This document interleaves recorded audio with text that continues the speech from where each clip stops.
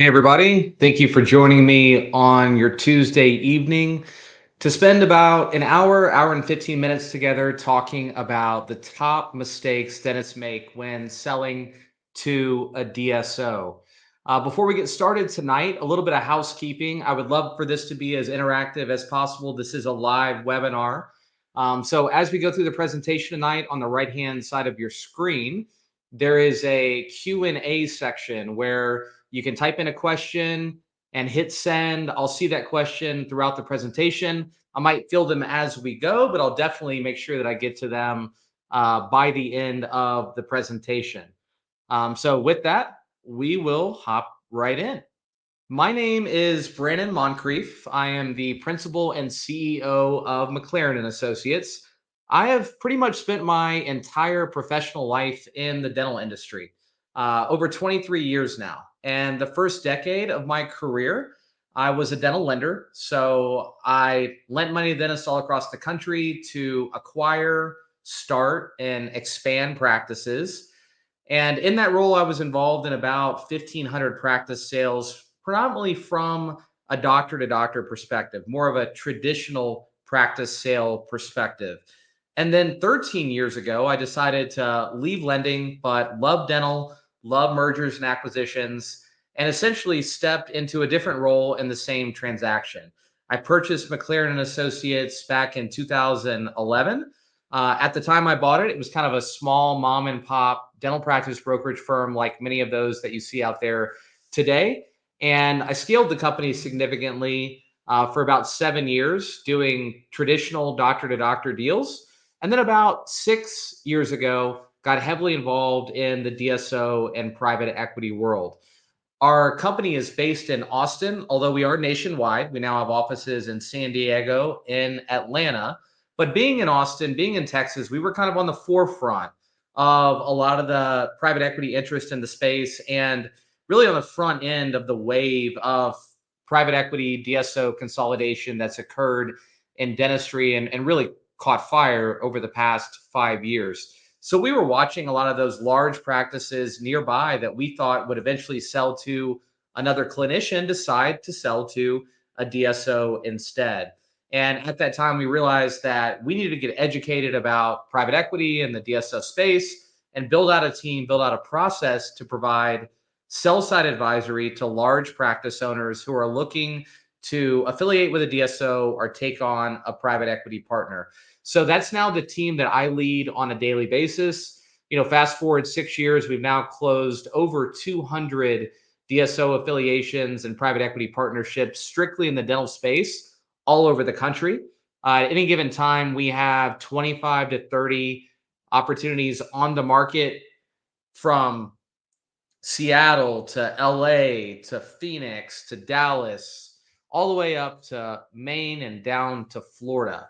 So currently, I think we have 27 deals in progress, and our average client has anywhere from 1 to 20 locations with revenue of 2 million all the way up to 50 million.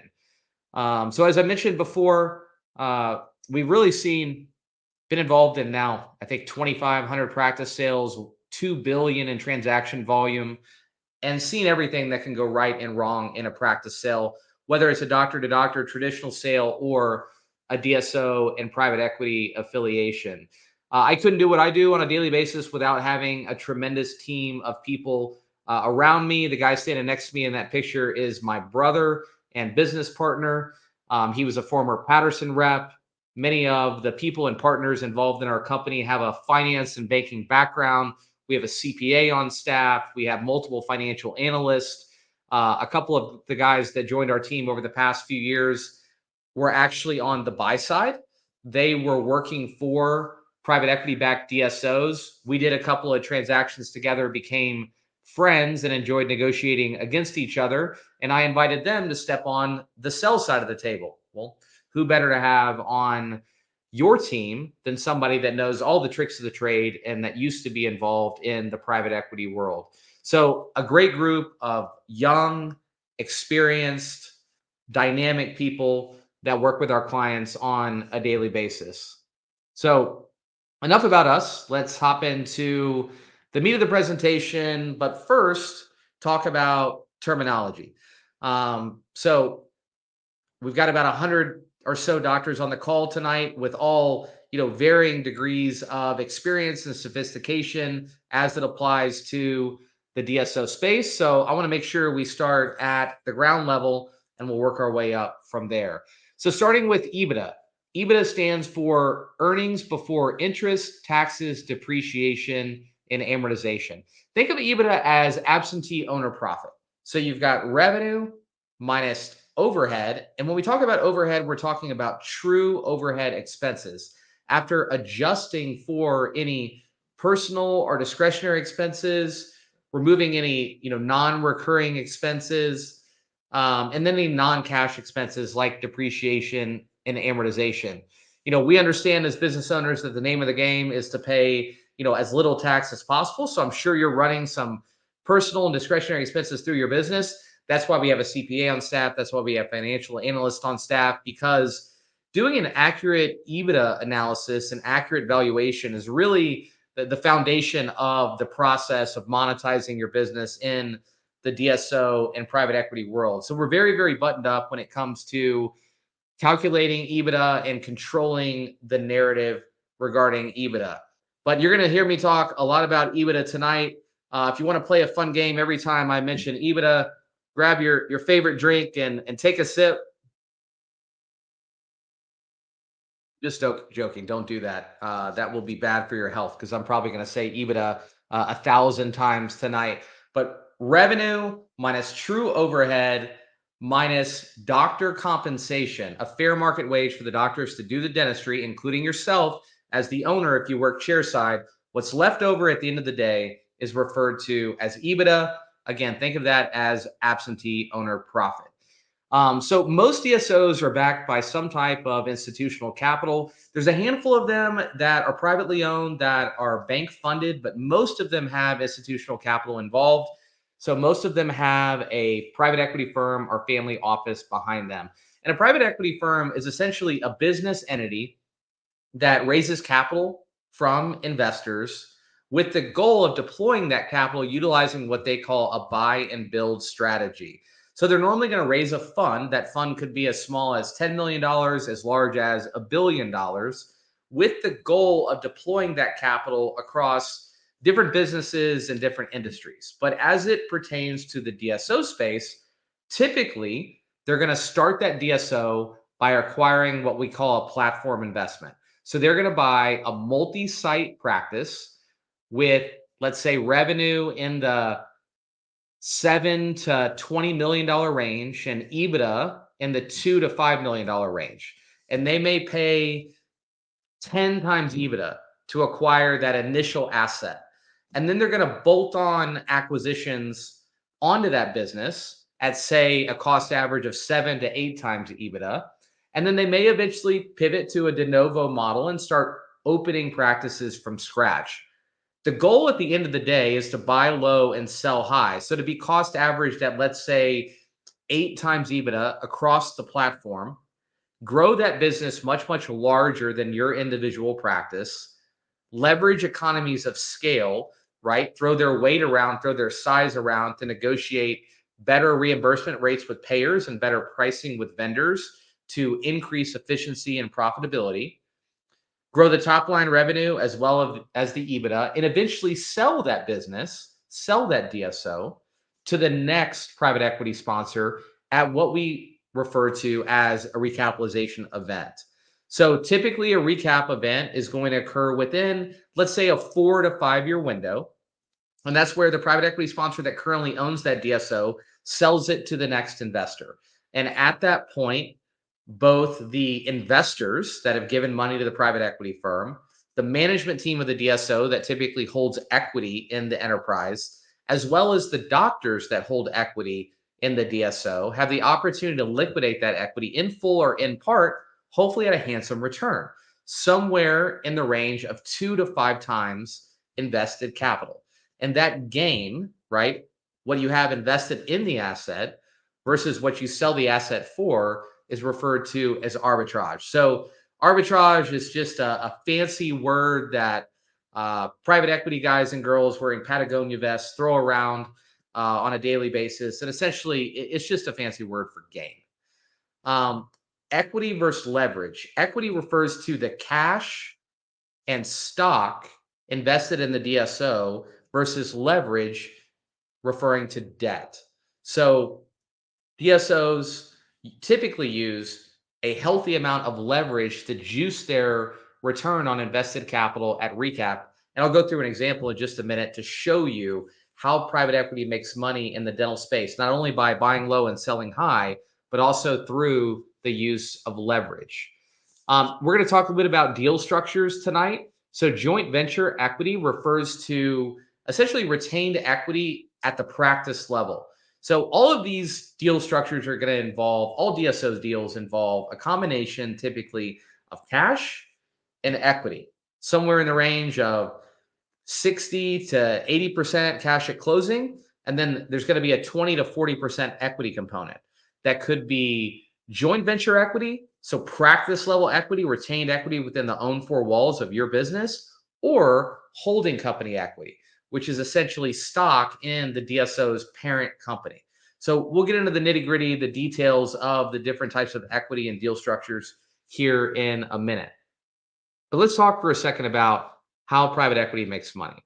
So DSOs are typically going to buy practices, let's for discussion purposes say for 7 times EBITDA. And then at a recapitalization event, they sell to the next investor at 14 times EBITDA. Well, simple math, you buy it for 7x, you sell it for 14x, you double your money. But the reality is that through the use of leverage, the use of debt, they can significantly increase those returns. And I'll relate it to buying a house. So, for example, let's say that you buy a house for $400,000 and 5 years later, you sell that house for $800,000. Again, simple math. You bought it for 400K, you sold it for 800K, you doubled your money. But we all know that typically when you buy a home, you don't buy it with 100% cash. So for discussion purposes, let's say you put 100,000 cash down and you borrow $300,000 to buy that $400,000 house. And then 5 years later, you sell that home for 800,000 and you pay back the bank, you pay back yourself, you've got a $400,000 gain on an initial investment of $100,000. So you've got a 4x return on equity in that scenario. It's no different for private equity. They're going to buy at 7x, they're going to sell at 14x, they're going to use leverage to create significant arbitrage, a 2 to 5x return on invested capital. So I did have a question come in that I'm going to take, and I do encourage all of you. Some of you have just hopped on the call. That in the right-hand side of your screen, there's a Q&A panel. You can ask a question and hit send. I'll try to get to those questions throughout the presentation tonight, but at the end, I'll also pause for about 10 minutes to do a Q&A. So the question that came in: will you take on a solo practice doing 1.5 million a year, or do you only work with larger groups? So the great thing about our company is that we can handle practices as small as, let's say, $900,000 a year in revenue, all the way up to practices doing $50 million a year.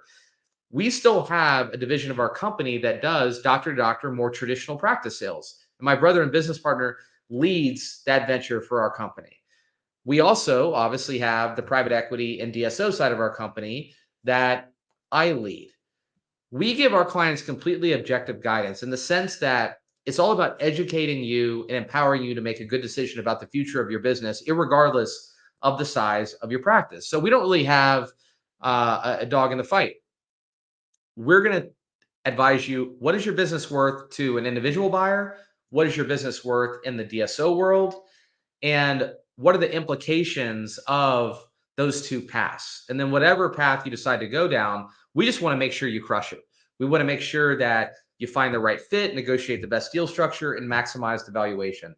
So absolutely, we'll work with practices with annual revenue of 1.5 million, as small as, let's say, $900,000 in revenue, and as large as $50 million in revenue. And we're going to talk in a minute about what DSOs are looking for, because there is kind of a minimum revenue and EBITDA threshold that they're looking for. But love the question.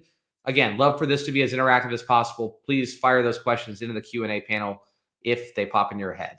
So let's talk about current market conditions. Over the past 18 months, some DSOs, some private equity firms have been under a bit of duress because pre-COVID, dentistry was arguably the hottest vertical that private equity was investing in. Private equity loved dentistry. It was absolutely perfect for their investment premise. It's a very fragmented market. It's healthcare, so they absolutely love healthcare. It is an industry that has proven to be recession proof time and time again, and now has proven to be pandemic proof. It can benefit from centralizing administrative function, as well as building and leveraging economies of scale. So private equity absolutely loved dentistry pre-COVID. And once dentistry proved to not only be recession proof, but also be pandemic proof, it recovered from the pandemic as fast or faster than any other healthcare vertical. Private equity was over the moon with dentistry. There were about 250 DSOs across the country pre-COVID. Almost overnight, post-COVID, the number of DSOs doubled because private equity that was eyeing an investment in dentistry pre-COVID pulled the trigger, bought a platform, and started building a DSO. Those DSOs that were already invested in the dental industry doubled down and started buying practices at an even faster clip. So in 21 and 22, there was more DSO acquisitory activity than ever. And as a result, valuations went up significantly. Valuations went up 30, 40, 50% in some areas of the country as far as large practices that were trading on the DSO market go.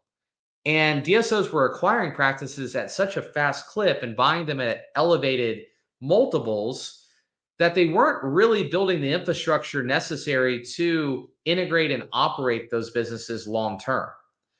And almost overnight, the macroeconomic conditions changed.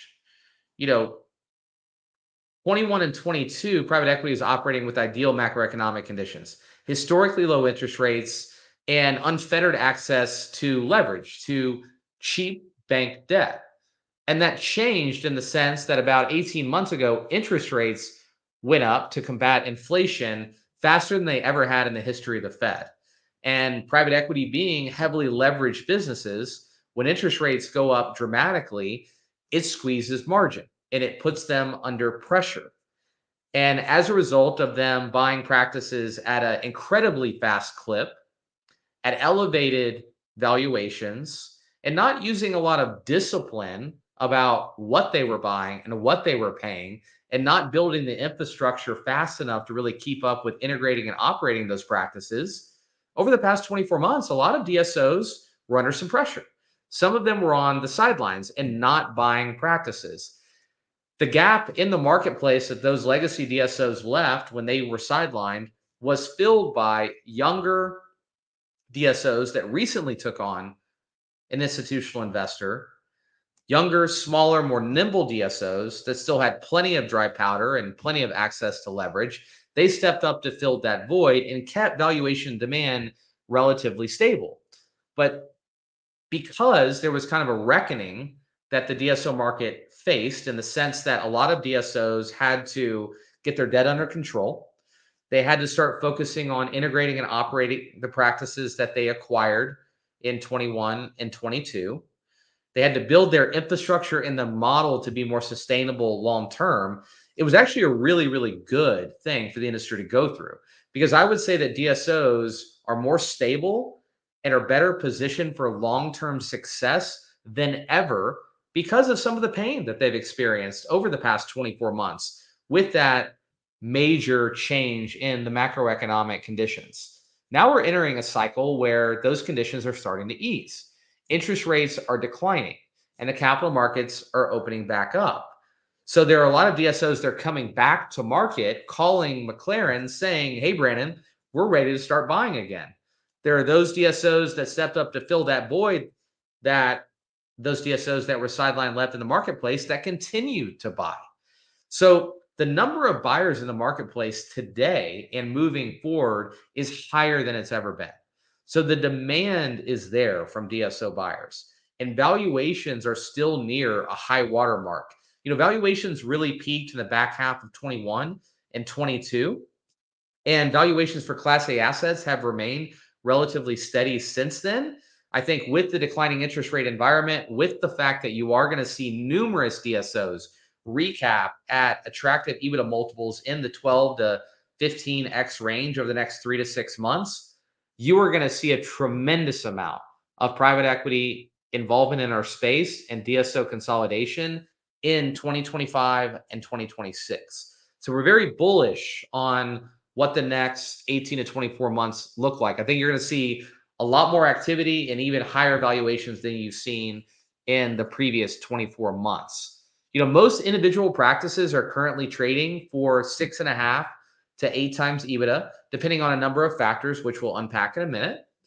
Platform investments, again, that's a multi-site practice, multiple doctor practice, revenue of 5 million plus, EBITDA of 1.5 million plus.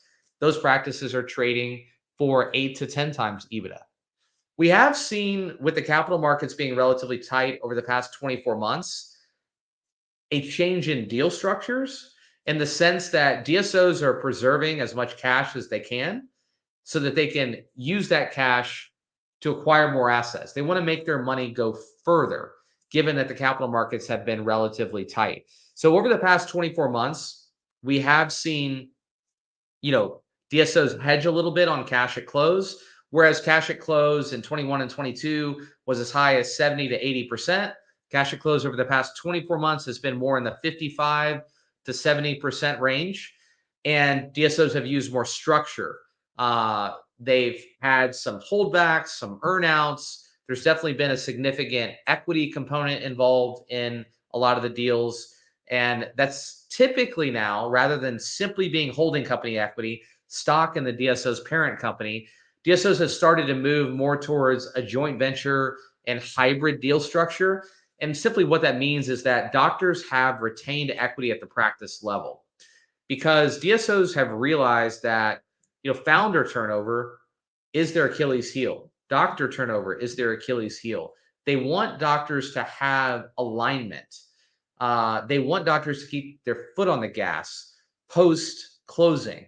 And the easiest way to align incentives and encourage doctors to keep their foot on the gas and grow their practices post affiliation is to have some sort of practice level retained equity. So that's been a marked change over the past 24 months, that joint venture structure where you actually retain equity at the practice level, or that hybrid structure where the equity is bifurcated into a combination of holding company equity and practice level equity. That's become more and more common. And again, we've seen less cash and more structure in these deals, given that the capital markets have been relatively tight and interest rates have been elevated. I think as we move into a lower interest rate environment, as the capital markets open back up, you're going to see those deal structures clean up over the next 12 to 24 months and look more like they did in 21 and 22, where they're going to be simply a combination of cash, 60 to 70%, and equity at 30 to 40%. The post-closing commitment, if you want to maximize demand and valuation, is 3 to 5 years. Again, DSOs are wise to the fact that doctor turnover, in particular founder turnover, is their Achilles heel. They want you to stick around longer post-sale, but it comes with a lot more autonomy than it did years ago. A lot of our clients are looking to step away. They've already stepped away chairside, or they're looking to step away chairside over the next few years and simply manage the business in a more passive manner. DSOs are cool with that. They don't really care with how much you work chairside or how much you produce. As long as you backfill your production with associates, you can completely step away chairside, so long as the business performs same or better as it was at the time that you affiliated with that DSO. Your partner is going to be happy. So, what does the future hold? I've already talked about it a little bit. Obviously, we're in a period over the next few months of, elevated uncertainty. We've got an election cycle. This election is going to determine, in large part, how our country looks over the next 4 years. And what the economy looks like, what the tax environment looks like, there is the looming threat that capital gains tax could increase substantially. And when you monetize your practice, especially in the DSO world, the vast majority of the sale is allocated to goodwill. Anywhere between 80 to 90% of the sale is going to be allocated to goodwill. And goodwill is taxed at a capital gains tax rate. Capital gains rates are currently at a historic low at 20%. Capital gains rates have been as high as 30, 35% in the past. So we've been spoiled, over the past 15 years with capital gains tax being at historic lows. And there is the threat that capital gains tax could go up substantially, and that will substantially eat into your net from the sale of your practice. So I think that's something that you should be paying attention to if you are looking to monetize your business in the next few years. I would say sooner rather than later may be wise. And there is significant tax arbitrage associated with monetizing your business in the DSO space. When you take chips off the table and liquidate a piece of your business, essentially what you are doing is trading future income, EBITDA, which is taxed at your highest tax rate, your normalized, personal income, let's say 38%, right? And you're trading that future income taxed at 38% for a capital gain taxed at 20%. So there is substantial tax arbitrage that currently exists because there's a huge gap between the capital gains rate and your ordinary income tax rate. If capital gains rates go up substantially, that tax arbitrage will disappear or dissipate to some degree. We are seeing, interest rates come down. Rates were just reduced by half a point. I think you're going to see the Fed reduce rates further, irregardless of what you see in the news about unemployment and inflation. I think rates were elevated for too long, and the Fed is behind the eight ball here and needs to continue to reduce rates over the next 12 to 24 months. So I think in 25, in the first half of 26, you're going to see rates come down another percentage point, which is going to fuel, private equity activity. And I think, again, you're going to see that that consolidation wave pick up steam going into 2025 and 2026. DSOs are not going away. Private equity is going to continue to invest in our industry. At the same time, I don't think that private practice is going extinct, but I do think that you need to be smarter to be successful in private practice long term. You need to emulate some of what the DSOs are doing. So you either need to look to join them or beat them at their own game. So you either need to look at pursuing a DSO affiliation at some point over the next 3 to 5 years, especially given the favorable tax climate that we currently have, or you need to emulate to some degree what DSOs are doing. And what I mean by that is that we are currently going through somewhat of a mass extinction event as it applies to smaller offices, right? The 4-op practice doing $600,000 in annual revenue that's antiquated from a technology perspective, those practices will not exist 7 to 10 years from now. Buyers, DSO buyers, private buyers are not interested in acquiring those assets.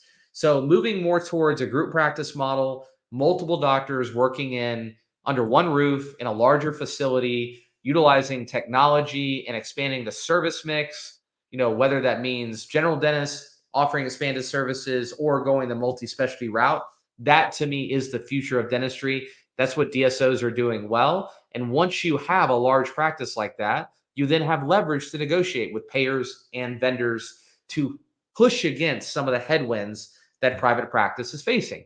Because let's be honest, the burden of management has increased exponentially over the past 10 years, especially in the few years post-COVID, especially as it pertains to dealing with the labor market and the HR nightmares and crises that you've all been dealing with on a daily basis. Because of inflationary pressure, there is upward pressure on overhead. Because of PPO infiltration, there is downward pressure on reimbursement rates. So there are some legitimate headwinds that private practice is facing that DSOs, because of their size, and their sophistication are better equipped to push against. So again, you can either join them or emulate them, but either way, I think private practice has to evolve to be sustainable and profitable long term. All right, so let's pivot to talking about what are DSOs looking for? What types of practices are DSOs looking to acquire? DSOs are looking to acquire general dentistry practices and really all specialties. So there are general dentistry specific DSOs, and those DSOs in geographies where they have substantial density of GD practices will then start buying specialists in that market so they can control the referral channel. And then we have specialty specific DSOs. There are ortho specific, pedo specific, pedo ortho, OMS specific, perio specific, endo specific, whatever type of practice you have, as far as the type of dentistry you're doing, there is a buyer out there for you, and likely multiple buyers for you. Most DSOs are looking for practices located within 60 miles of a major metro area. Now, that doesn't mean if you're in a tertiary market or a rural market that you can't sell your practice to a DSO. It just means that all things equal, demand is going to be somewhat limited and the valuation might be slightly lower than a peer that has the exact same practice located within an urban or suburban market. And that's simply because it's hard to build density in rural and tertiary markets. And DSOs love to build significant density within a finite geographic footprint. And then the labor market. There's just not as many doctors and staff to recruit from in those smaller marketplaces. TTM revenue of 1.5 million or greater. TTM stands for trailing 12 months. DSOs, when they bid on a practice, are looking at the EBITDA of that business over the most recent 12-month period. So, like right now, as we're doing valuations and advising our clients, we're looking at September of last year through August of this year. Now, we're also looking back at 21, 22, and 23, right? We're looking at trends from a revenue and profitability perspective. But when it comes down to valuation in the DSO world, they are going to bid off the trailing 12 months of performance. And most of the time, the conversation gets compelling to look at selling to a DSO versus selling in a more traditional sense to a private buyer once that revenue threshold crosses 1.5 million and once EBITDA crosses 300,000. So that's when the DSO valuation starts to quickly run away from the private buyer valuation. That's when demand in the DSO world escalates significantly and demand in the private buyer world starts to pull back significantly. DSOs typically get excited around EBITDA of 300,000. If you want to create maximum optionality for your practice, be in a multiple offer scenario, typically you need $300,000 in EBITDA or greater to bring that type of demand to the table. A 20% EBITDA margin is typically a healthy EBITDA margin. So when you talk about DSOs, normally revenue doesn't really even matter. I mean, you need revenue in order to generate EBITDA, but the EBITDA is the most important metric when we talk about demand and valuation. And with a 20% EBITDA margin, right? EBITDA, healthy EBITDA, is 20% of revenue. Well, to generate $300,000 of EBITDA, you've got to generate about 1.5 million in top line revenue. Most DSOs aspire to have multiple providers at each location. So that doesn't mean if you're a one provider practice, you can't affiliate with a DSO. We sell plenty of one doctor practices to DSOs. But if you have less than 5 operatories, it's difficult to eventually accommodate more than one provider in that facility. So you really need 5 ops or the ability to expand your practice to 5 ops to be an acquisition target for a DSO. And the reason they want multiple providers at each location is because key man risk is a big deal for them. So one doctor practices have a tremendous amount of key man risk. The way to bifurcate that key man risk, to cut down, to reduce that key man risk, is to spread the production among multiple providers. And the selling doctor or doctors, including associates, available to continue working for 3 to 5 years post-sale. So these are the ideal metrics that DSOs are looking for. If you want to maximize demand and valuation, you want to fit into this box, but you don't have to check all of the boxes in order to be an acquisition target for a DSO. I had a question come in. I think this is from somebody that jumped into the conversation a little late, but define EBITDA. So I'll go back to talking about the definition of EBITDA. EBITDA is essentially absentee owner profit. It stands for earnings before interest, taxes, depreciation, and amortization. So think of EBITDA as revenue minus real overhead expenses after pulling out any non-recurring, non-cash, personal, or discretionary expenses, minus doctor compensation. You've got to pay your associates and pay yourself to do the dentistry. What's left over is EBITDA. Revenue minus true overhead minus doctor compensation. The net is your EBITDA. And the doctor compensation is what a lot of people forget to account for. I get calls from people and they're like, "Hey, Brandon, I want to affiliate with a DSO. My practice has $1.5 million in top line revenue and my EBITDA is 600,000." And I'm like, "Yeah, probably not. Did you pay yourself?" They're like, "Oh no, I have to remove my wage from that for working chair side. And that wage is going to be 300,000 because I'm producing, let's say, $1 million a year of the 1.5 million in revenue. So what you thought was $600,000 in EBITDA. After you pay yourself a market wage of 300,000, your EBITDA is actually 200,000. So when CPAs, when doctors typically calculate EBITDA, oftentimes they make mistakes in that calculation, and normally it's not adjusting for a fair market wage for the doctor to do the dentistry. And a question came in about that. What is a fair market wage for the doctor to do the dentistry? So typically in a general dentistry practice, it's going to be 30% of your individual collections. In a specialty practice, it's going to range from 32 to 40% of your collections. Normally with OMS, we see it somewhere in the 32 to 35% range. With perio, you normally see around 35%. And with endo, you normally see around 35 to 40%. And in ortho practice, it typically is around $2,000 per day work for each orthodontist. Um, Question came up about real estate. Are DSOs interested in acquiring the real estate? And the answer to that is typically no. Most DSOs are private equity backed, and private equity wants to keep as much cash available to fuel the core business, right? The acquisition of additional practices and additional EBITDA. Now, some DSOs have a REIT that they either partner with or that they own that will come alongside them and buy the real estate if you desire to sell it. I think it's important to acknowledge that if you own the real estate, you need to charge the DSO a fair market rent to lease the real estate from you post affiliation. But every dollar in rent you charge is $1 less than EBITDA. And if your practice is trading for, let's just say, a 7 times EBITDA multiple, every dollar in rent you charge will impact the valuation by $7. So we've got to make sure that it's equitable, right? In regards to how is the rent we're going to charge post sale going to impact the EBITDA and the valuation of the business? Also, how is that rent going to impact the post sale value of the real estate, especially if you aspire to sell that real estate, at some point in the future.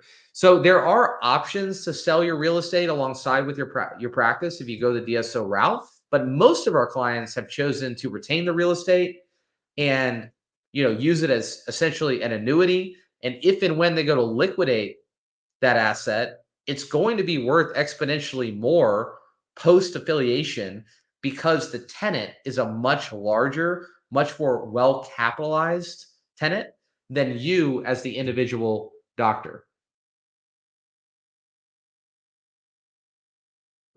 I got to ask the question, are there any specific EBITDA requirements for specialty groups that do not have recurring patients or a referral base? And the short answer is no. So we work with a lot of specialty practices. Whether you are referral based or direct to consumer, it doesn't really impact the multiples. It doesn't really impact demand from a valuation perspective. So there really are no, EBITDA requirements other than meeting this minimum threshold of 300,000. Question came in: can your CPA calculate your practice's EBITDA, or does a practice evaluation group need to do it? So I will say this: if you give your numbers to 10 different CPAs and 10 different DSOs, you'll probably get 20 different answers regarding what your EBITDA is. A lot of CPAs, unfortunately, don't calculate EBITDA correctly. A lot of DSOs are very opportunistic, somewhat predatory in the sense that they're the buyer. If you allow them to control the narrative regarding EBITDA, they're going to undercut you on your EBITDA. When every dollar of EBITDA is worth $7 to $10 in value, the easiest way to manipulate valuation is to convince you that your EBITDA is significantly lower than it actually is. So we're going to talk about one of the big mistakes that practice owners make when they pursue a DSO affiliation is failing to control the narrative regarding EBITDA. I'll go over our process in a little bit, but after the initial discovery call, the foundation, the fundamental element of this conversation about monetizing your business starts and stops with doing an accurate EBITDA analysis and valuation. We do that internally. We have a CPA on staff. We have multiple financial analysts on staff. Pretty much everybody in the company has a finance and banking background. We pride ourselves on being very, very buttoned up from an analytical perspective when it comes to evaluating EBITDA. So we do valuations for every single one of our clients as an educational tool and before we take the practice to market.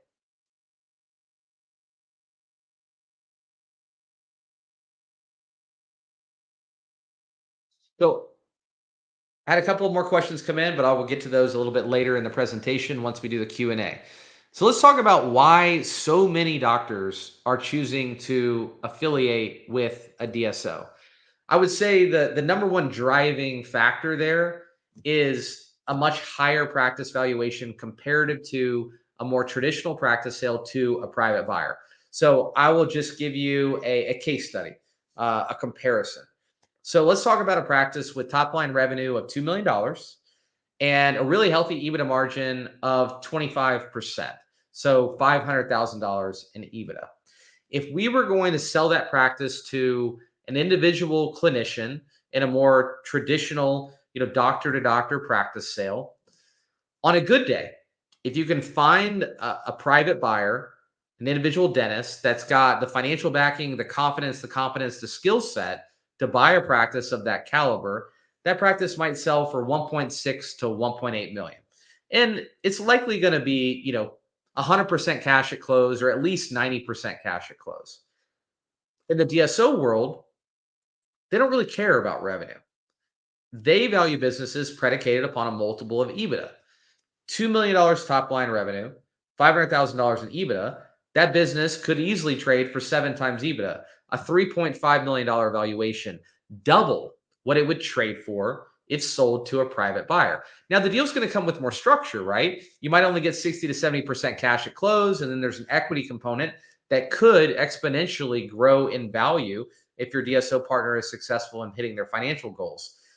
As the practice gets larger, when we start talking about 5 million, 7 million, $10 million in revenue, those practices could trade for 3 to 400% of revenue and be almost impossible to liquidate or monetize to a private buyer. And if you were to go down that path, you would have to sell minority equity interest to multiple doctors. And that's not easy to do. Possible, but very, very complicated. So because of the delta in valuation between the more traditional practice sale valuation, selling to an individual clinician versus monetizing your business in the DSO private equity space, that factor alone is causing a lot of doctors to lean into getting educated about going down the DSO path and ultimately monetizing their business in that fashion. So the next key point, many of our clients have the majority of their net worth tied up in their business. And anybody that talks about, smart investing talks about diversification. Your business, especially if you're a big producer, has significant key man risk. If something happens to you, uh, or your associates, or all of you, the value of your business declines very, very rapidly. And for many of our clients, given that their business is their most valuable asset, it makes sense to de risk. It makes sense to take some chips off the table, to monetize a significant piece of that business and take that capital and diversify that capital across other asset classes rather than having all of that equity tied up in a single company. So a lot of our clients are looking to de-risk by liquidating a piece of their business and investing that cash across other assets. I talked earlier about how the management burden, the administrative burden of operating a successful practice has grown exponentially over the past 5 years, especially post COVID. So a lot of our clients are looking for help. They don't want to deal with, benefits administration, accounting, bookkeeping, payroll, compliance, DSOs, all DSOs. Take that off your plate immediately. And then many DSOs have significant infrastructure where they can help you grow revenue significantly by expanding the service mix, by ramping up marketing. They can leverage economies of scale. They can negotiate better reimbursement rates with vendors. They can, uh, sorry, negotiate better reimbursement rates with payers, with PPO plans. They can negotiate better pricing with vendors. Just moving those two things alone can exponentially increase both top line revenue and EBITDA. For many of our clients, not only are they looking for help from an administrative perspective, from a operational and management perspective, but they've sacrificed a lot of their personal life. They don't have great work-life balance because they've been so invested in building a successful business. It's very difficult to be both a producer and a CEO.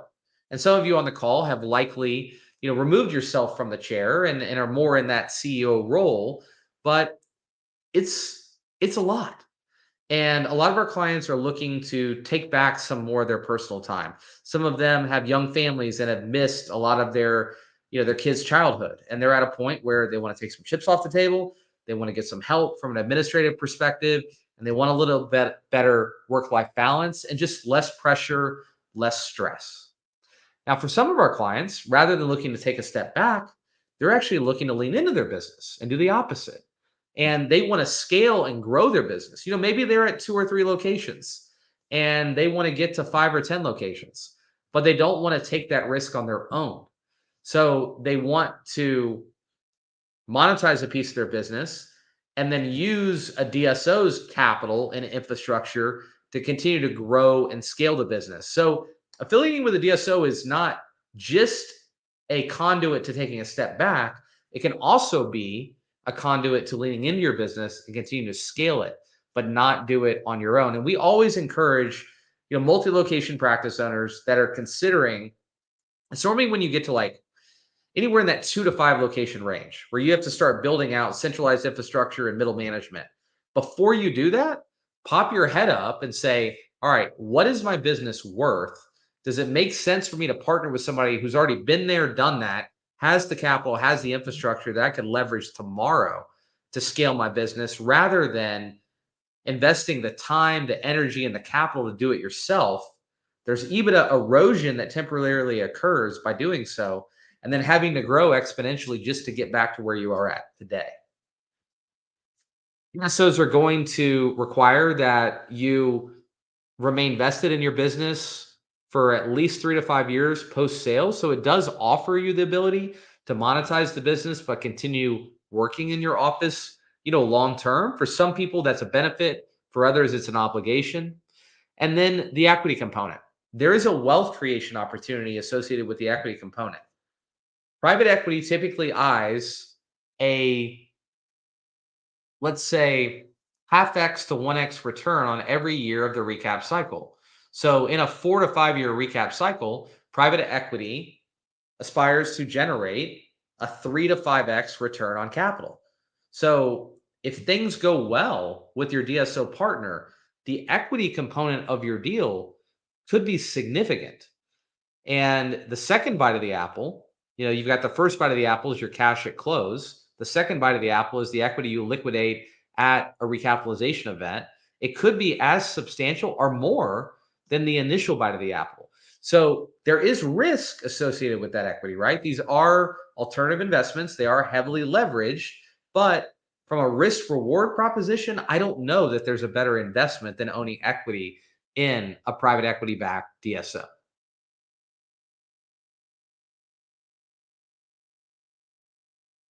Let's talk about practice valuation metrics for a few minutes. We already talked about the fact that a healthy EBITDA margin is 20 to 25% of revenue.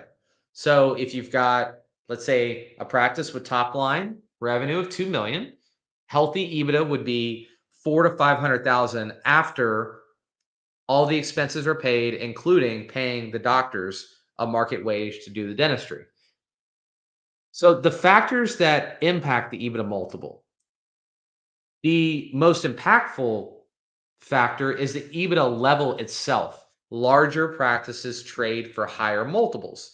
And you kind of see in this chart here how those multiples vary depending on the EBITDA level. If your EBITDA is under $1 million, you're probably talking a 6.5 to 7.5 times EBITDA multiple.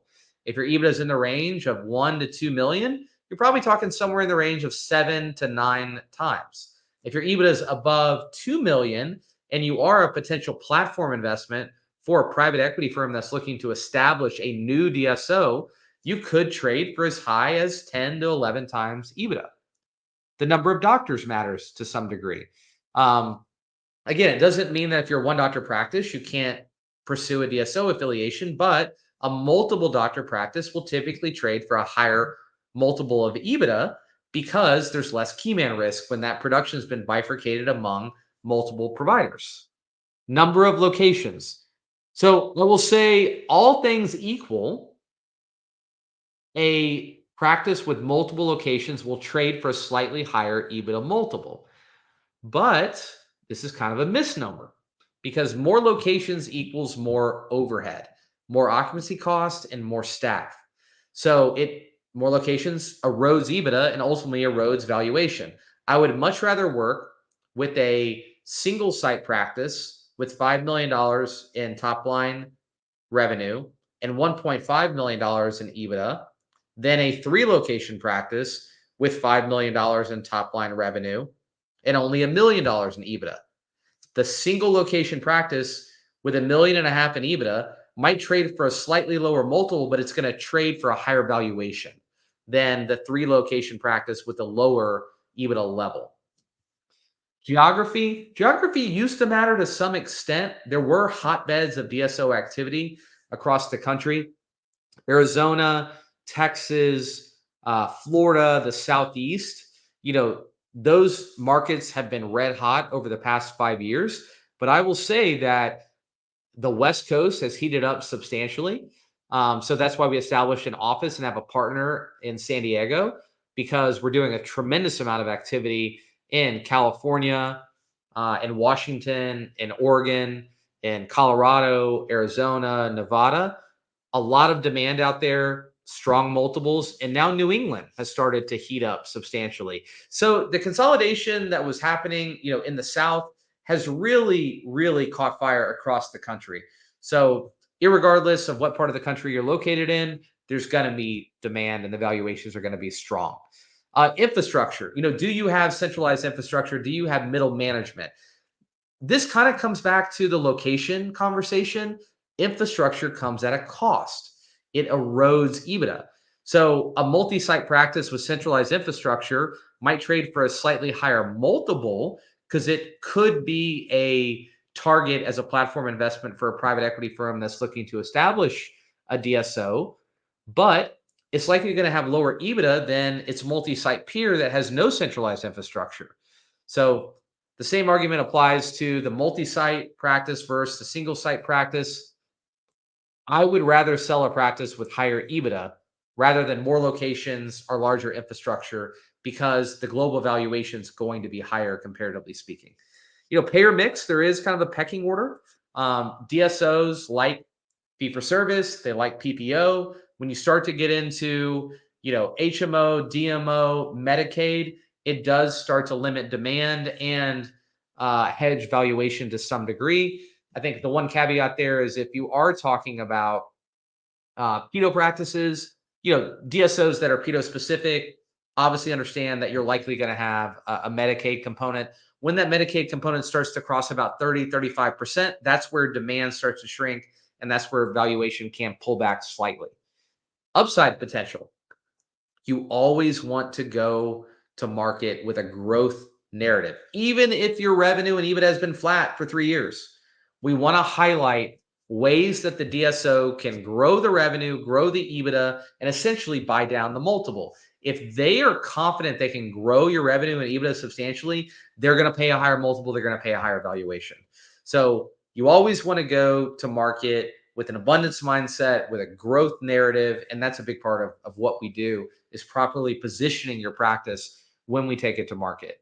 Your post-closing plans, they're going to want you to stick around for 3 to 5 years.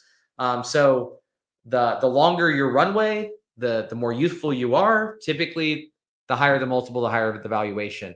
And this last one really surprises a lot of people. The owner's personality. We always tell our clients, be the most charismatic, charming version of yourself you can possibly be. Focus on fit, focus on the people, focusing on highlighting your passion for dentistry, your patients, your team. Let us do all the posturing. Good cop, bad cop. You be good cop, let me be bad cop. My job is to create a highly competitive environment. My job is to create that bidding war. My job is to do the posturing and control the narrative regarding EBITDA and make sure that we negotiate the most favorable valuation and the highest valuation we possibly can. And then also lean into negotiating the most favorable deal structure we can based on your why and what you're looking to accomplish. So let us do all the posturing. Let us do all the negotiation. We take that off your plate. If the DSO falls in love with you, if they feel like you're going to be a good partner, they will pay more for your practice.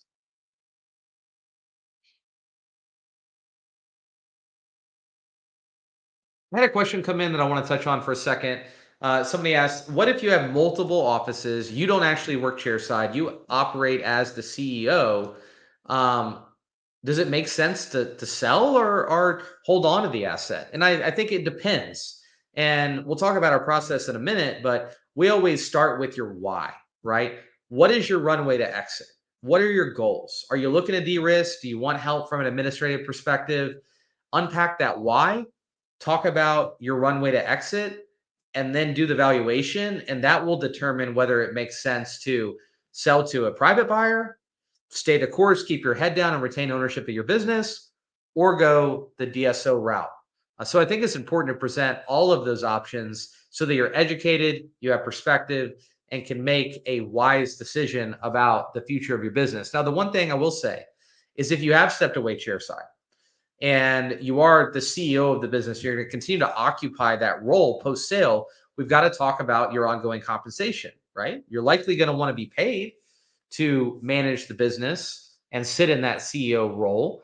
And whatever you're paid is going to erode your EBITDA and hurt your valuation, right? Every dollar of EBITDA, we're $7 to $10 in value. So we've got to unpack, like, what are your responsibilities going to be post sale? How are you going to be paid? And how is that going to impact the valuation and your ongoing compensation? All right, I'll get to the rest of the questions here in a little bit. So let's talk about DSO deal structures. These are I'll say the top four are the primary deal structures that are legitimate. And then I'll get on my soapbox here in a minute and talk about roll-ups. So a traditional DSO deal structure, these were kind of the conventional DSO deal structures that were conceptualized by a couple of large legacy DSOs that have been in the marketplace for a long time. A couple of those DSOs still utilize this deal structure. This deal structure is also utilized typically by smaller emerging DSOs that are more regionally focused and buying typically smaller practices, practices with revenue under 1.5 million and paying, a slight premium comparative to private buyer valuations, but not a huge premium like you fetch with some of the larger practices that are trading with the holding company, joint venture, and hybrid deal structure. So here's what a traditional deal structure looks like. And I'm just going to talk about $1 million valuation, just for simplicity purposes as I go through these different deal structures. So in a traditional deal structure, DSO values your business at $1 million. They're going to give you, let's say, 70% cash at close. So they're going to give you $700,000 cash at close. And the other $300,000 of value, they're going to put on an earnout, a holdback, a seller note, whatever you want to call it. And they're going to pay that $300,000, let's call it in 3 annual installments of $100,000 a year. And the payment of that earnout is contingent upon typically 2 things. You fulfilling your post-closing employment agreement, whatever that may be, however much you need to work, however long you need to stay on, and the practice maintaining revenue and or EBITDA same or better as it was at the time the sale occurred. So the benefit here is that the cash at closing can sometimes be a little bit higher, and it is relatively finite as to you earning the remainder of the value of your practice within a defined period of time. Now, the big negative is typically buyers that utilize their traditional DSO deal structure don't pay big multiples, right? So the valuations are typically a little bit lower. And there's really no upside, right? There's no equity component. So there's no arbitrage opportunity. So most of our clients that go for the traditional DSO deal structure are close to the tail end of their career. Between the cash at close and the earnout, that's sufficient to fund their retirement. They have a relatively short runway to exiting the business. That is the client that typically accepts an offer from a DSO utilizing a traditional DSO deal structure. I will say that only maybe 10% of our clients end up with a traditional DSO deal structure at the end of the day. Most of our clients tend to gravitate towards the next 3 structures. In the holding company structure, DSO values your business at, let's say, $1 million. They give you $700,000, 70% cash at close. And the remaining $300,000 of the value of your business is invested in stock in the holding company of the DSO. So you no longer own equity in your practice. You've taken $700,000 off the table, and you've invested the remaining $300,000 in value in stock in the parent company of the DSO. So you could think of it as you own a little piece of all the practices in that DSO's portfolio. And diversification is typically a good thing. That could be great, so long as the underlying assets in the portfolio are of good quality. If you're the best asset in the portfolio, though, that's not a good thing to be diversified. But if the DSO is holding quality assets, then it could be a great thing to own a little piece of all the practices in the portfolio. The positive in the holding company scenario is that DSO's stock in the holding company scenario, that parent company stock typically has higher upside than retained equity or joint venture equity that we'll talk about here in a minute. So potentially higher upside than the joint venture equity, and you have a higher probability of being able to liquidate that stock at a recapitalization event in full comparative to the joint venture structure. One thing that you need to pay close attention to is in the holding company model, as the DSO grows in size and value, the stock gets marked up in value. So the later in the recap cycle that you acquire that stock and partner with that DSO, the less upside you have on that stock. The lower the waiting period to a liquidation event, right? So if you partner with a DSO in year 4 of a 5-year recap, and you only have to hold that stock for a year before you're able to liquidate it, the ceiling's going to be lower on that stock, but time value of money, you only had to hold it for a year before you got to the liquidity event. Comparative to a peer that may have partnered with that same DSO in year 1 of a 5-year recap cycle, they paid a lower value for that stock. They've got higher upside on that equity, but they've got to hold on to the stock for a longer period of time. They, comparatively speaking, have to hold on to it for 4 years before they can liquidate it. Whereas you came late in the cycle, you only have to hold it for a year. So time value of money, you just need to understand that where you're entering the recap cycle will determine what you're paying for the stock, what your upside is on that stock, and what your holding period to liquidation is going to look like. Moving on to the joint venture structure. So in this scenario, let's say you get $1 million valuation for your practice. You take 60% cash at close, so $600,000 cash at close, and the remaining 40% of your practice, you actually retain that equity within your own four walls. So it's a true partnership model where you are going to receive ongoing pro rata EBITDA distributions post sale. The DSO is going to get 60% of the EBITDA. You're going to get 40% of the EBITDA ongoing. So the benefit here is that you have true alignment at the practice level. It's a true partnership, and you have those ongoing EBITDA distributions that you don't have in the holding company model. Because in the holding company model, you've sold 100% of your business. You own stock in the DSO, but there's no distributions associated with that parent company equity. In the joint venture model, you have that ongoing EBITDA distribution. So for a lot of younger doctors that have a long runway, they like the joint venture model because they don't take such a dramatic hit in their annual personal income. Because post close, they're going to get their chairside wage. They're also going to get their pro rata EBITDA distributions.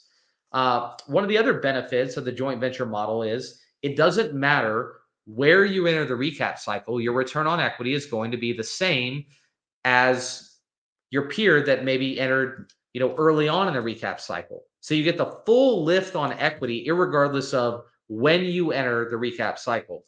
And let's say that you sell your practice for 7 times EBITDA, and then your DSO partner 3 years later hits a recap event at 14 times EBITDA. Essentially, by partnering with a larger entity, you have doubled the value of your equity.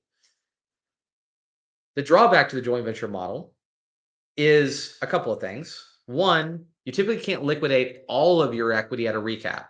Normally, you can liquidate up to 50% of your equity at a recapitalization event, and you can sell your equity down to a baseline of, let's say, 10 to 15%. So the DSO, it's in their DNA that they want a doctor to own equity at the practice level to some degree. So they're going to have a baseline equity component that always has to be owned by a doctor. So once you've divested yourself of your joint venture equity, sold it down to 10, 15, 20%, you're eventually going to have to divest your remaining practice level equity by selling it to an individual doctor at more of a doctor to doctor valuation when you're ready to exit the business. The good news is that with millennials and Gen Z, that equity is marketable. Whereas 10, 20 years ago, someone never would have wanted to buy a minority equity interest in a practice that's owned by a DSO. Today, a lot of young doctors, they want equity, but they don't want the responsibility of running the business. So if they can, buy a minority equity interest in a large practice that is managed by a DSO, that's kind of the best of both worlds from their perspective. So a lot of DSOs have had a lot of success helping their doctor partners sell down their remaining joint venture equity when they're ready to exit the business to an associate or a third party. So the joint venture model has definitely grown in popularity because DSOs are looking to align incentive not only at the holding company level, but also the joint venture level. And that brings me to, one thing to point out about the joint venture model. Something you also need to pay attention to is the DSO is going to charge a management fee to the practice to reimburse itself for the infrastructural cost and the operational help that it's providing to the practice. So you need to pay close attention to whatever the management fee is that's being charged to your practice, because it's going to impact your ongoing pro rata EBITDA distributions. The other thing that we've also seen recently is that DSOs are putting the debt that it takes to acquire the practice on the balance sheet for the practice post affiliation, which further erodes the EBITDA distributions. So a joint venture model can be relatively complicated. It can be lucrative and very attractive, but you just need to pay attention to the nuance, pay attention to the details and all the levers involved in the deal because there are multiple ways that the DSO can be opportunistic and erode the EBITDA distributions post affiliation when they're negotiating the initial transaction. So you just need to make sure you know what you're signing up for and negotiate if there's an opportunity to negotiate. The hybrid model is essentially a combination of the holding company model and the joint venture model. So in the hybrid model, again, $1 million valuation. Let's say you take 60% cash at close, $600,000 cash at close. And then the remaining 40% of the business, $400,000 in value, is bifurcated into holding company equity and joint venture equity. So let's say $200,000 of the value of the practice is invested in stock in the DSO's holding company, and 20%, the remaining 20% of the practice, right? You took 60% cash, 20% holding company equity. The remaining 20% joint venture equity is retained equity at the practice level. So we call it a hybrid because it's a combination of the holding company model and the joint venture model, and all the pros and cons that I apply to those two models previously apply to the hybrid model. So I'll talk about the roll-up concept for just a minute. I do not consider this a legitimate DSO deal structure, but there is a narrative out in the marketplace that if you combine a bunch of practices that are not integrated and don't really have any commonality, but you combine them and take them to market simultaneously and sell them to the same buyer, that they will trade for a significantly higher multiple than the individual practices would trade for. So here's what this pitch looks like. And it's being sold by consultants, influencers. There's a lot of different people in the marketplace that are pitching this concept. And they're, in my opinion, it's predatory, and they're doing it to enrich themselves, not the dentists that are joining these roll-ups. And here's how it typically looks. Hey, doc, your practice is only worth 7 times EBITDA if you were to sell it on its own. But by joining our co-op, we're collectively, as a group of 50 or 100 practices, we're all going to sell to the same buyer at the same time, at the same deal structure, at the same EBITDA multiple, which is going to be significantly higher than 7x at some point in the future. And you're going to pay me to join the co-op, $25,000, $50,000. And then you're going to pay me a monthly consulting fee to help you improve your EBITDA and to loosely integrate the practices. So we'll look like a integrated DSO when it's time to sell to an institutional investor. It's death by a million cuts. That unicorn deal that they're promising is never going to happen. Private equity is not stupid. They're not going to pay an elevated multiple for a bunch of practices that are not fully integrated and have no commonality.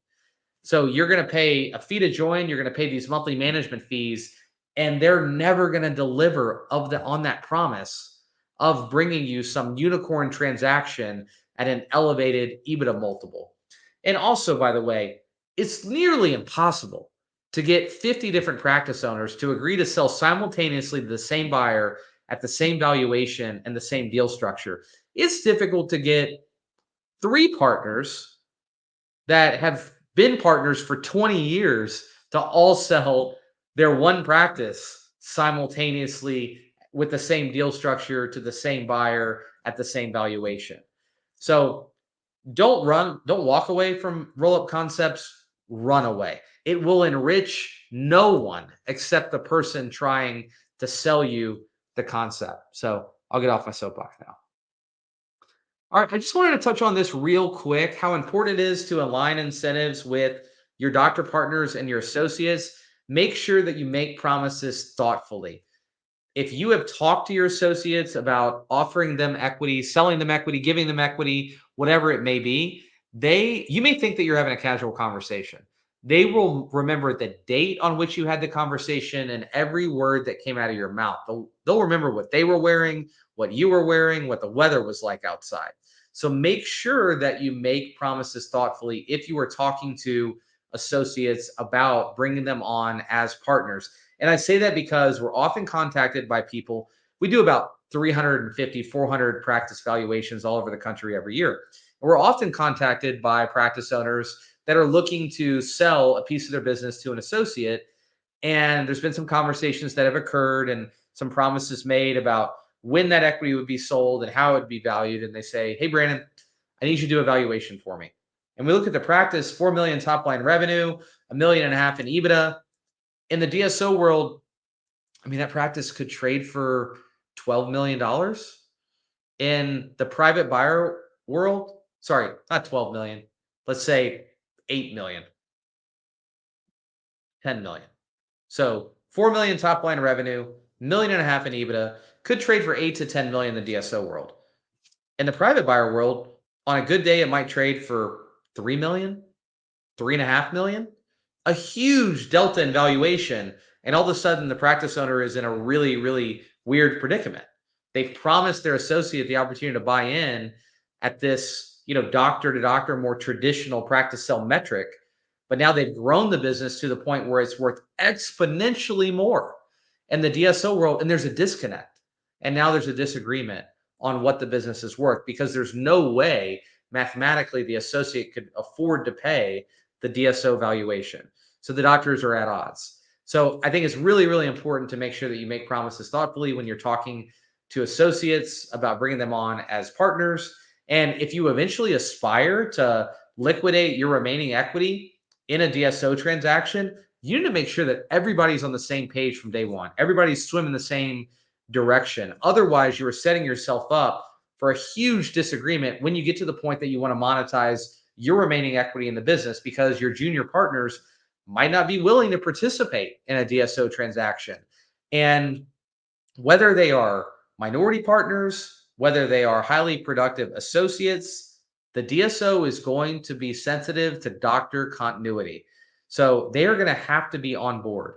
And if your partners, if your associates are not on board, you've got a difficult problem to solve. And sometimes that problem has to be solved with money, but money doesn't solve all problems. So I have seen situations where a senior doc has brought on minority partners, sold minority equity interest to associates along the way, but they're still the majority owner and they built this large successful business and now they're ready to monetize the remaining equity and they want to go the DSO route. And the business is worth 15 million in the DSO world, but 5 million from a private buyer valuation perspective. And he or she approaches the partners and says, hey, I want to monetize the rest of the practice in a DSO transaction. You don't even have to sell any of your equity. I'll just sell my equity if you don't choose to liquidate your equity. But this is the direction I want to go. And the minority partners go, nope, we're not doing that. But we'll buy you out for a valuation of 4 million comparative to 15 million. And now a relationship that's been great for many, many years begins to fall apart very, very quickly. So just understand that the more partners you have, the more challenging it is to sell.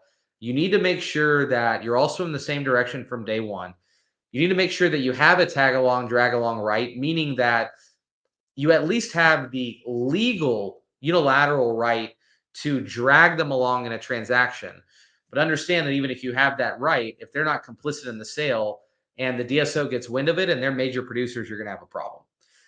We often have to incentivize whether the minority partners or high producing associates to stay on post sale. If you go the DSO route through some type of post sale retention bonus or a gift of equity, whether that's holding company stock in the DSO or practice level equity or a combination of both. The good news is that DSOs want to incentivize partners and associates to stay on long term. So most of them have developed some type of on ramp for equity for associates. All right, getting to the namesake of the presentation, and we're down to the final few slides before we do a little Q&A and wrap for the evening. Top mistakes dentists make in a DSO affiliation. First and foremost, failure to have proper representation. You need to build a team, right? The people on the other side of the table, these private equity DSO buyers are very, very sophisticated. This is all they do all day long. They know all the tricks of the trade. They are very opportunistic. They have an obligation to their investors to buy low and sell high. If you were in their situation, you would do the exact same thing. You need to build a team. You need to have a sell side advisor like us at the table to represent you, to create a bidding war, a highly competitive environment. Well, first and foremost, first to educate you, right? And then if you choose to go down this path to create that highly competitive environment, utilize a bid process, create a bidding war, you can only have perspective through having multiple offers and dating around. So you've got to have us at the table. You've got to have an experienced dental attorney at the table. You've got to have your CPA involved in the conversation to quantify the tax implications. And you need to have your financial advisor involved in the conversation. What are you going to, can you afford to sell? And what are you going to do with the cash when you have this initial windfall of cash at closing? Do not respond to an unsolicited offer.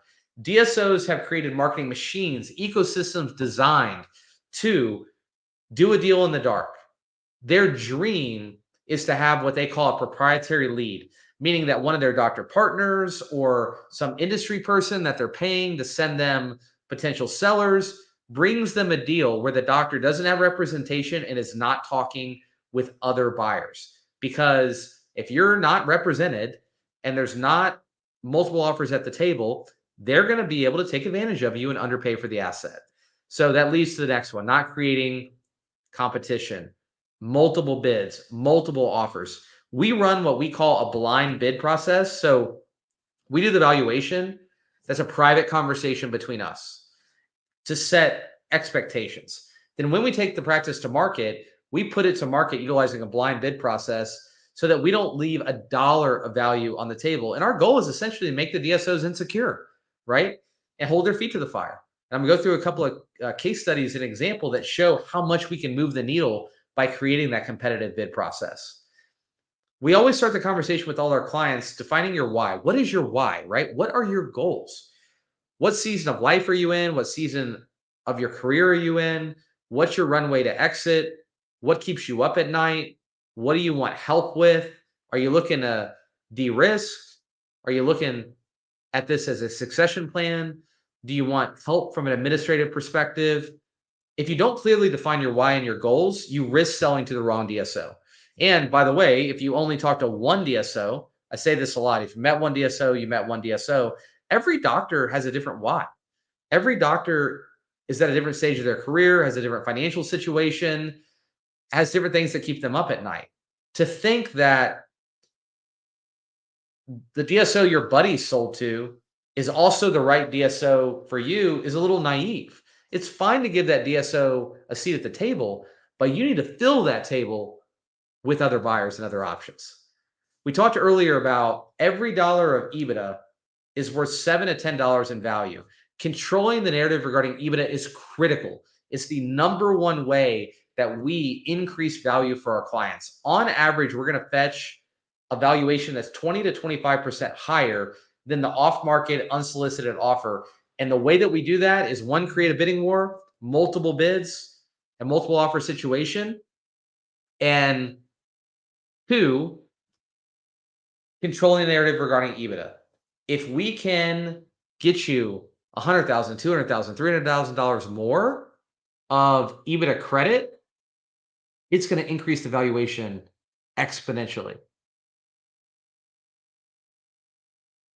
Only to understand the deal terms. We talked through the deal structures earlier. There's a lot of levers involved in these deals. You need to make sure that you fully understand all of the deal terms because what you agree to today is not only going to impact your cash at closing, it's going to impact your income along the way, right? What's your chair side wage? Do you get prorated EBITDA distributions?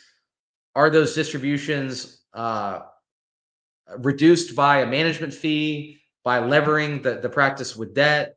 And then what are your rights at recap, right? How much equity can you liquidate? Do you get the parent company multiple?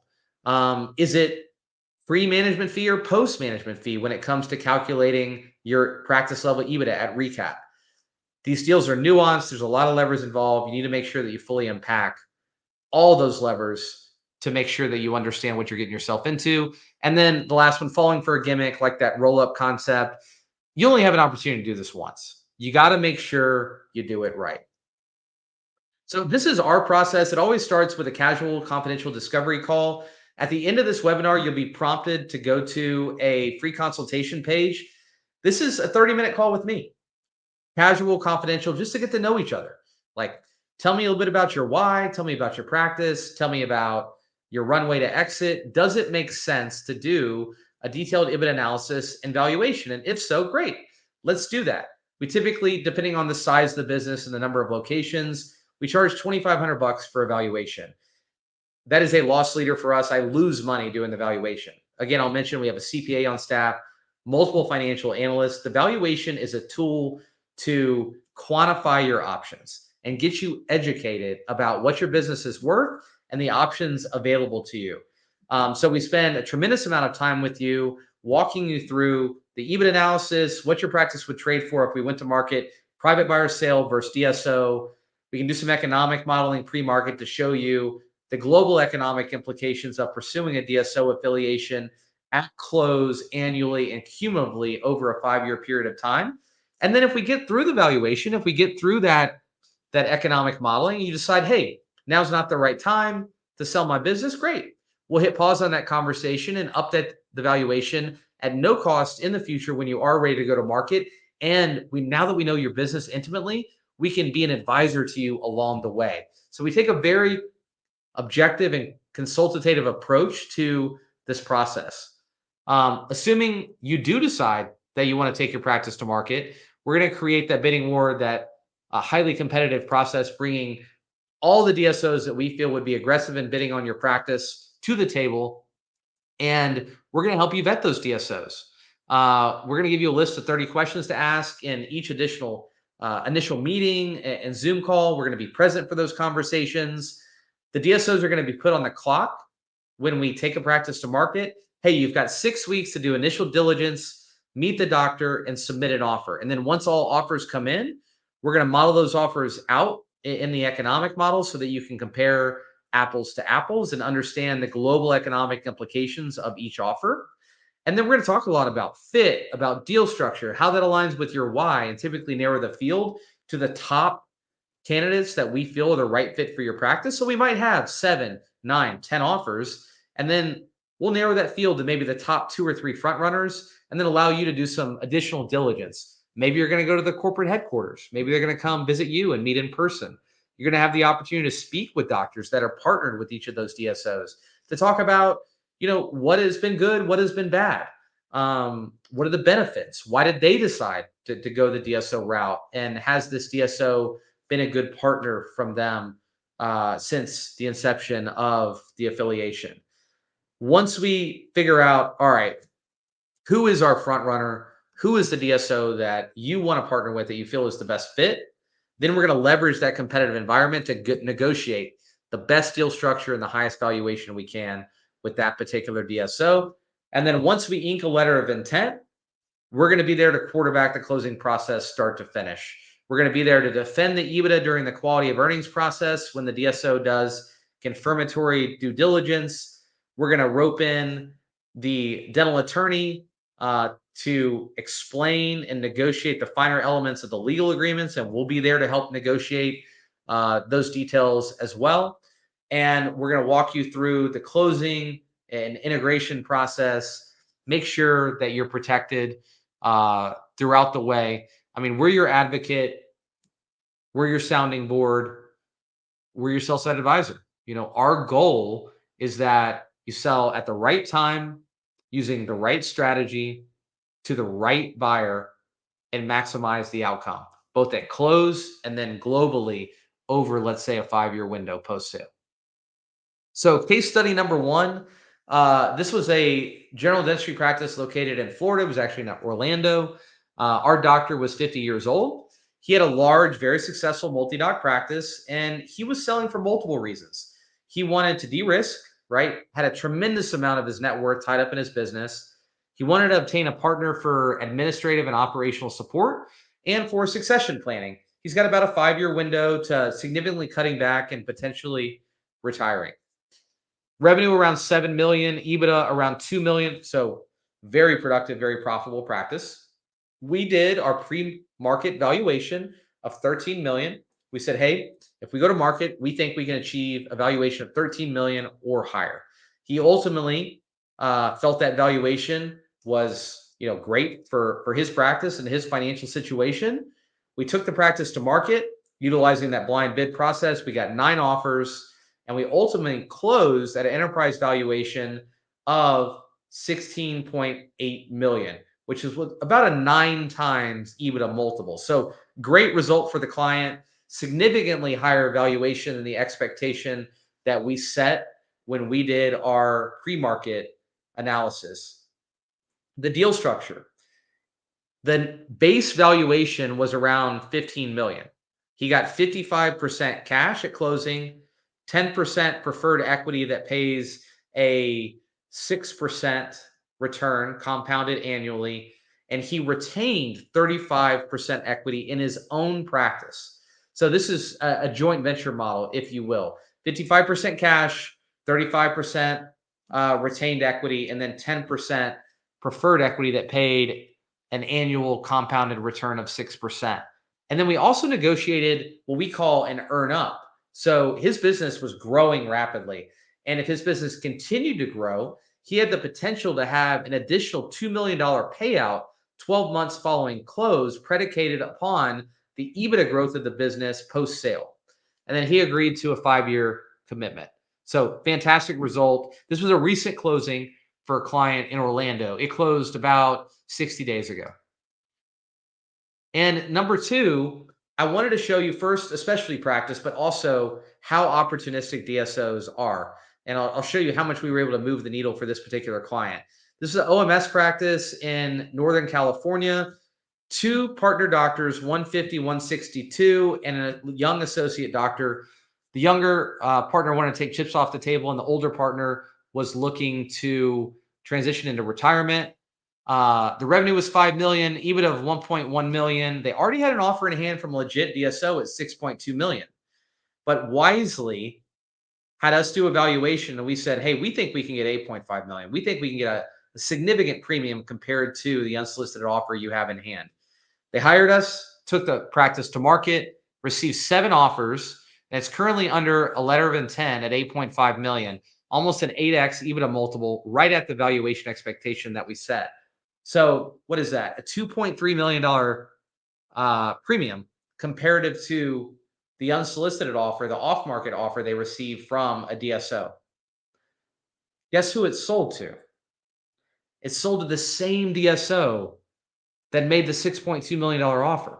So a $2.3 million premium simply by running a competitive bid process. If that doesn't show you how opportunistic DSOs are, I don't know what will.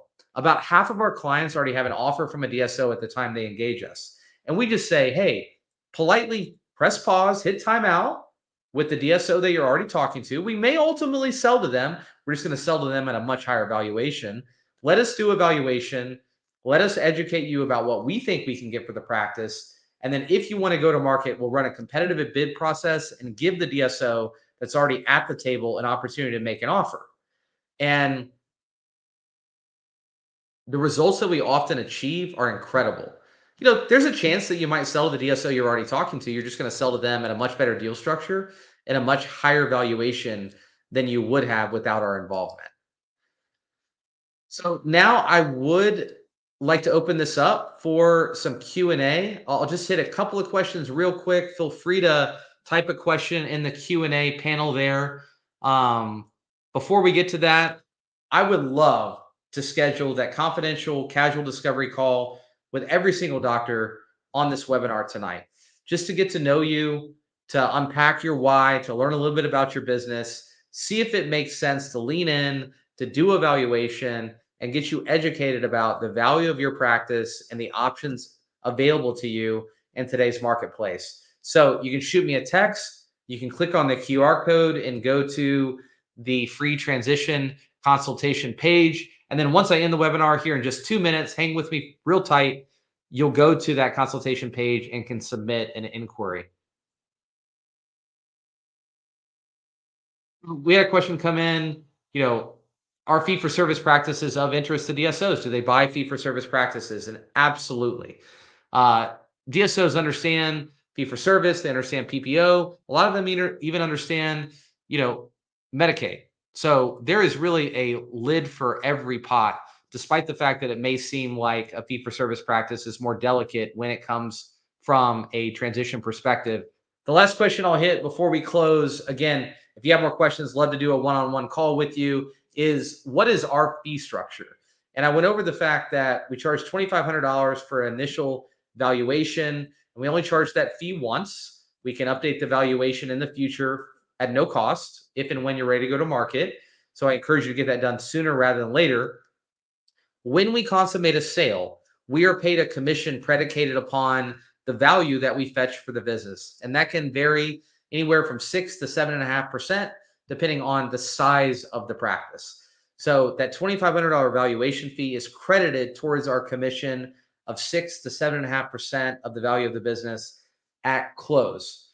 And I touched on it earlier. On average, our clients achieve a lift in valuation of 20 to 25% comparative to the offer they would receive from that same DSO if they tried to navigate the process on their own. So we cover our commission in spades comparative to not only the optionality and perspective that we deliver to our clients, but a premium valuation and a better deal structure they would negotiate on their own. So thank you so much for spending the past hour and a half with me. Again, you'll go to the free consultation page. I encourage you to schedule a no obligation, confidential consultation, and look forward to talking to you soon. Take care and have a great night. Bye-bye.